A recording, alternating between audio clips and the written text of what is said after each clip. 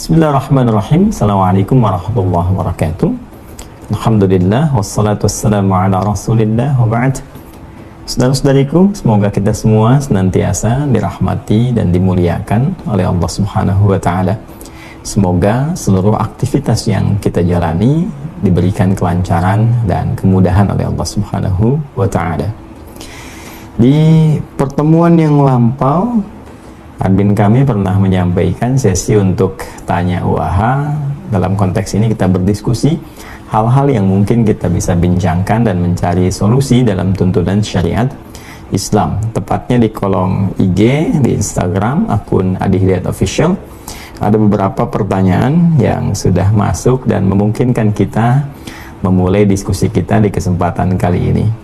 Baik, kita lihat ada apa saja yang kiranya bisa kita diskusikan. Saya langsung lihat ke IG-nya, teman-teman. Bismillah dari akun Asma Karima. Bismillah Ustadz, saya telah terkena penyakit waswas selama 3 tahun lebih, entah waswas dalam taharah maupun salat. Bagaimanakah cara menyembuhkannya? Karena saya sudah ikhtiar untuk mengabaikan dan membaca Al-Quran, namun tak kunjung hilang. Apakah mesti pindah ke ruqyah? Syukran. Baik. Waalaikumsalam warahmatullahi wabarakatuh. Tentunya kita bermohon kepada Allah dengan mengirimkan doa dan saling mendoakan. Semoga Allah Subhanahu wa taala senantiasa menganugerahkan rahmat, ketentraman, kedamaian dan keberkahan baik kepada Anda yang bertanya, pun demikian kepada kita semua yang menyimak dan belajar dari pertanyaan yang dimaksudkan. Dan semoga Allah Subhanahu wa taala memberikan ketentraman kepada jiwa dan menghilangkan segala jenis was-was yang dibisikkan oleh setan atau para setan yang terkutuk. Baik, setan seperti pernah kita kaji juga dalam beberapa kesempatan, khususnya saat kajian Mira ya. Ada beberapa turunan pembahasan saat masuk kepada pembahasan rukun yang kedua tentang iman kepada malaikat. Lawannya kita bahas bagaimana mempelajari tentang tindak tanduk setan, karakteristik setan. Karena menariknya malaikat disebutkan 88 kali dalam Al-Quran, berbagai karakternya, kemudian juga support kebaikannya, bagaimana kita meneladaninya sampai mendekati karakteristik-karakteristik dan kemuliaan yang melekat pada malaikat itu. Sebaliknya, setan juga disebutkan sebanyak 88 kali dalam Al-Quran, gabungan antara singular dengan bentuk jamaknya. Di sini teman-teman sekalian, ada yang menarik bahwa dari karakteristik setan yang sering ditampilkan dalam menggoda kita, memberikan was-was dalam kehidupan, alladzi yuwaswisu fi sudurin nas, ada 9 jenis setan yang dipopulerkan oleh para ulama. Dan terkait dengan pertanyaan Anda ini, ada yang dikenal dengan nama walhan. Walhan sering juga dikenal dengan setan pembisik atau pemberi was-was dalam wudhu khususnya, atau segala yang bergantung kepada air, sehingga dia memberikan bisikan-bisikan yang berpotensi bagi para manusia menghambur-hamburkan atau boros dalam menggunakan air. Dalam bahasa Arabnya itu tabdzir, orangnya disebut dengan mubadzir. Karena itulah orang-orang yang mubadzir, menggunakan sesuatu yang sia-sia atau banyak menggunakan sesuatu yang tidak bermanfaat, yaitu disebut dengan orang-orang mubadzir. Dan menariknya, Al-Quran menyifati orang-orang mubadzir ini dengan sifat teman karibnya setan atau dekat dengan setan. Innal mubadzirina kanu ikhwana syayatin. Dan para mubadzir itu orang yang menyia-nyiakan sesuatu, itu disebut oleh Al-Quran adalah sebagai kawan-kawannya atau dekat dengan bisikan-bisikan setan atau memenuhi godaan-godaan setan. Dalam wudhu ini terkadang setan memberikan was-was ya kepada kita yang berwudhu supaya lupa dalam keadaan berapa kali kita sudah membasuh.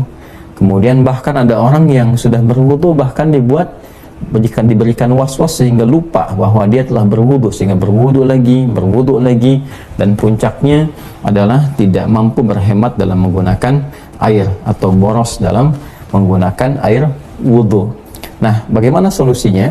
Allah Subhanahu wa taala yang pertama memberikan kepada kita satu ajaran, satu petunjuk di Quran surah ke-23. Silahkan dicek ya, Al-Mu'minun di ayat ke-97 sampai dengan 98. Ya, di situ kita diajarkan bermohon, berdoa kepada Allah Subhanahu wa taala dikala ingin mengerjakan sesuatu, terutama khususnya ketika ada was-was yang dirasakan. Ya, qala, kemudian hamba itu bermohon berkata pada Allah Subhanahu wa taala, Rabbi a'udzubika min hamazatis syayatin wa a'udzubika Rabbi ayyahdurun. Ya Allah, aku berlindung kepadamu, mohon lindungi aku ya Allah, kan, dari berbagai keburukan yang ditimbulkan oleh setan, dan aku bermohon perlindungan kepadamu ya Allah, ya, supaya mereka tidak hadir di sekitaranku. Aku mohon perlindunganmu ya Allah dari kehadiran mereka yang ingin memberikan was-was. Jadi yang pertama adabnya adalah berlindung dulu kepada Allah dengan segenap keyakinan. Jadi kalau berlindung tuh jangan cuma dibaca di lisan, ya, tapi dikuatkan dengan iman kita, difokuskan dengan pikiran kita, sehingga apa yang dimohonkan kepada Allah Subhanahu wa taala itu terasa dalam jiwa. Nah, bedanya apa? Bedanya orang yang bermohon kepada Allah dengan segenap jiwanya itu akan memiliki getaran dalam kolbunya. Getaran inilah yang menggerakkan kepada bagian tubuh kita untuk merasakan kehusyuan, sehingga dari situ timbul motivasi. Ya, motivasi kuat untuk mempertahankan kebaikan dan juga pada saat yang bersamaan mencegah berbagai keburukan, termasuk melawan bisikan-bisikan setan. Itu yang pertama. Yang kedua, tentunya kita menghadirkan satu semangat keyakinan yang utuh terhadap sesuatu yang telah dikerjakan. Kaidah usul fikihnya berbunyi al-yaqinu la yuzalu bisyak. Jadi kalau sedang misalnya sudah berwudu, selesai wudu, kemudian ada was-was tadi batal atau enggak, ambil yang paling yakin dan putuskan pada saat itu. Ya, begitu Anda meyakini wudu, ya, saya masih suci, sudah tepikan berbagai macam hal-hal yang kira-kira bisa merusak keyakinan Anda, kecuali kalau ada bukti-bukti yang menunjukkan bahwa wudunya batal misalnya, maka silahkan diulang kembali. Dan yang ketiga, mempelajari tentang makna, ya, apa yang dikerjakan.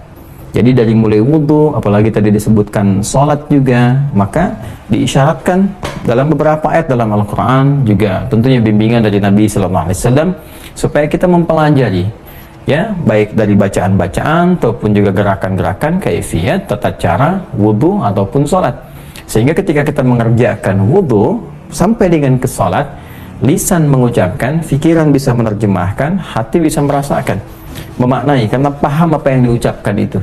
Nah, dengan memahami itu, pikiran kita tidak sibuk merenungkan yang lain atau mengikuti was-was setan, ya, tapi lebih menerjemahkan apa yang kita bacakan. Misalnya Allahu Akbar, lisan mengucap Allahu Akbar, pikiran menerjemahkan Allah Maha Besar, hati meresapi, ya Allah, aku berikrar Engkau yang Maha Agung, Maha Besar, mohon ampun kalau selama ini ada sifat-sifat yang kurang baik, merasa hebat, merasa tinggi, merasa besar dibanding orang lain. Lalu muncul kemudian kepasrahan diri kita kepada Allah dengan mengatakan, misalnya, wajjahtu wajhiya lilladzi fataras samawati wal ard hanifan muslima wa ma ana minal musyrikin. Atau kita bacakan misalnya, Allahumma ba'id baini wa baina khataayaya kama ba'adta bainal masyriqi wal maghrib, dan seterusnya hadis. Nah, dari sini dapat disimpulkan bahwa untuk mengusir was-was syaitan itu, maka pertama berlindung kepada Allah Subhanahu wa taala dari godaan-godaan syaitan yang dimaksudkan, yang standarnya a'udzubillahi minasyaitonir rajim. Atau kita bisa gunakan yang di surah Al-Mu'minun tadi, ayat 97 sampai 98. Rabbi inni atau Rabbi a'udzubika min hamazatis syayatin wa a'udzubika Rabbi ayyahdurun.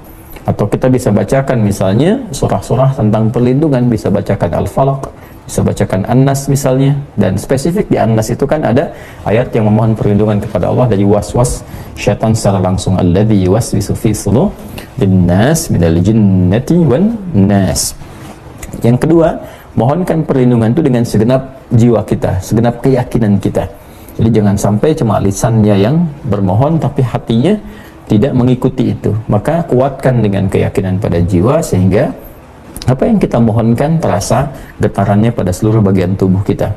Yang ketiga, ambil yang yakin apa yang kita kerjakan, dan lupakan yang diragukan itu, segera tepikan, hilangkan, sehingga dengan pertahanan yang kuat ini, dengan meyakini sesuatu, aspek-aspek yang diragukan akan cepat terhindar dari apa yang sedang kita rasakan. Dan terakhir, berusaha untuk mempelajari dengan baik kaifiyat tata cara baik bacaan ataupun gerakan, baik dalam wudhu ataupun salat, sehingga apa yang kita kerjakan, bacakan dalam lisan, lakukan dengan anggota tubuh kita, diiringi juga dengan pikiran kita yang mengikuti bacaan itu dengan menerjemahkan, hati kita yang mengikuti bacaan dan pikiran dengan merasakan. Disitulah kemudian inti kekhusyuan akan tiba. Saya kira itu yang bisa disampaikan kepada saudari kita yang tadi bertanya. Mudah-mudahan apa yang disampaikan bisa memberikan sedikit pencerahan dan bisa dipraktekkan dan menghilangkan was-was yang sedang dirasakan. Demikian saudariku Asma Karimah, semoga Allah menghilangkan was-wasnya dan mengembalikan kepada ketenangan jiwa. Terima kasih. Assalamualaikum warahmatullahi wabarakatuh.